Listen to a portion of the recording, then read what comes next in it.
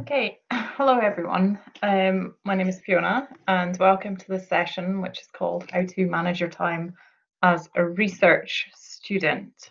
Okay, my name is Fiona Philippi. I work for the Institute for Academic Development. My picture's on the slide, and also in this session is Louise Mackay, who also works for the Postgraduate Research Programme at the Institute for Academic Development. The Institute for Academic Development is a central level service at the university, and we provide a huge number of workshops and resources support for postgraduate researchers um, across the whole institution, and we focus particularly on personal and professional development. And so we hope that we're known as IAD, and we hope that you get to know us through your time as a postgraduate researcher at Edinburgh, and we hope that our services are useful to you during this time. Okay, so today we're focusing on one aspect of a postgraduate research degree which can be a bit challenging, and that is time management. It's also one of the areas that we tend to find that people are most worried about, is managing your time during it. So in this very brief session today, what I'll do is just focus on why it's important to manage your time to start with, think about some of the common challenges and maybe some of the tips and advice that you can think about now, which may be helpful for you later on as well.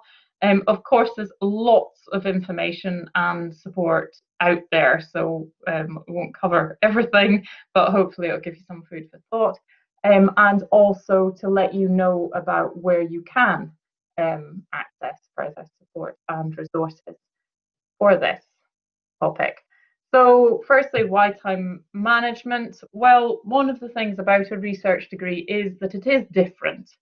Whether you're doing a research master's or you're doing a PhD, it's quite a different kind of study and research from anything that you do in lead up to that. There may be some taught elements, but the biggest element is something that you are shaping yourselves, that you're doing research yourselves. And sometimes people quite kind of struggle with the seemingly lack of deadlines that there are in a research degree, and this can make time management quite daunting, actually. So it is a bit different.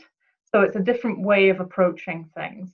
It can be a big source of stress for people. That's what I said before. People are quite worried about time management, and I think it is stressful because, again, it's sometimes difficult to know what the expectations are or whether you can get everything you need to get done in the time that you have it. So there are some ways of trying to alleviate that stress a bit. The other thing about time management, which is slightly unfortunate, but is part of it, is that really nobody else can manage your time. The only person who can effectively manage your time is you. So it is one of the things that we all have to take ownership of, and we have to try and control as best we can. And it's only you who can really do this effectively. So some sort of common challenges, and again, these are probably people will be very familiar with these things. One of the most common challenges, of course, is just not having enough time. There's so many things to do, so many possibilities, but you just don't have enough time to do them all, or your personal circumstances mean that you don't have as much time. If you have caring responsibilities, or you're a part-time researcher, for example, or lots of other reasons that time is stretched. So that's something that is very common. Another one is that feeling you're not achieving anything. So you may actually have some time set aside to do something. So you may have a stretch of 3 or 4 hours and you think, I'm going to do this. And by the end of the 3 or 4 hours, you feel you're no further forward than when you started. Again, a very common feeling, particularly when you're doing research. And sometimes it can feel a little bit overwhelming as to what you need to do, or you can spend your entire time reading things but not feeling like you're getting anywhere as such. Procrastination, again, that's another thing. It's amazing how much time you can take up doing things that mean that you're not doing what you wanted to be doing, and not knowing where to start. Again, research has this thing that comes, sometimes it just seems so huge, the project or the area of research. So where do you actually get started with it? And these are all quite challenging things. So some things you can try, and as I say, there's lots and lots of ways. And one of the things that you can do at the start of your research degree is to start to think about your time and how you can best manage it, and almost to try out different ways of managing your time. Everybody's different in this way, and so one thing that might work for somebody might not work as effectively for others. But thinking about how you work best and doing some sort of reflection on where you work best, how you work best. Do you work best first thing in the morning or last thing at night? Or these kinds of things are worthwhile things to do at the beginning, because knowing these things yourself can help with time management. But these are some of the other things that can help. Knowing deadlines. As I said, there aren't maybe quite the same type of deadlines. You won't have to hand in essays or prepare for particular exams and things like that. But you will have deadlines. There will be things that you do have to work towards. That might be a report, a progress report, depending on what kind of degree you're doing, or you may have a conference presentation or something like that. So it's quite good to know what the deadline is and then work back, and then the next things on this list can help you with being able to work back. So to-do lists, lots of people use them. I use them, and I quite often never go back to them, which isn't very helpful. However, I find it very useful writing, the actual action of writing down a to-do list. I find very useful in organising my time. But to-do lists should be used carefully as well. It's always good to have things on to-do lists that you actually have that can be achieved. So achievable goals, not things that, so finish my PhD is obviously on a to-do list, but it's not something you're going to achieve in a short term. So make sure you've got some things that you can feel you can actually achieve and you can get done. So you can have short-term to-do lists and longer-term to-do lists as well. And you can do this in many different ways. Using a planner to do this can be quite helpful. It might be that you have one on your computer that you can do. You can plan the days or weeks or whatever, or you could have a kind of wall chart or something like that. Some people find that useful. At IAD, we have a downloadable planner that you can use, that we can send a link to. Breaking up tasks into small chunks, these are all related in a way, but again, a big task can seem a lot less if you break it up into smaller bits, and so then you can tackle it that way, and you've finished one part, so you can move on to the next part. And sometimes by doing this, actually, with research, it can help you see the gaps and where you're going in your research as well, if you do this sort of breaking it up thing. A 2-minute rule. The 2-minute rule may be useful for some people, particularly if you're prone to procrastinating. The 2-minute rule originated from it was first posed by somebody called David Allen, who's an expert in productivity, in a kind of getting things done approach to time management. And there's two ways of interpreting it. So if you've got lots of things to do, if something takes less than 2 minutes, just do it. Don't leave it as something you'll do later.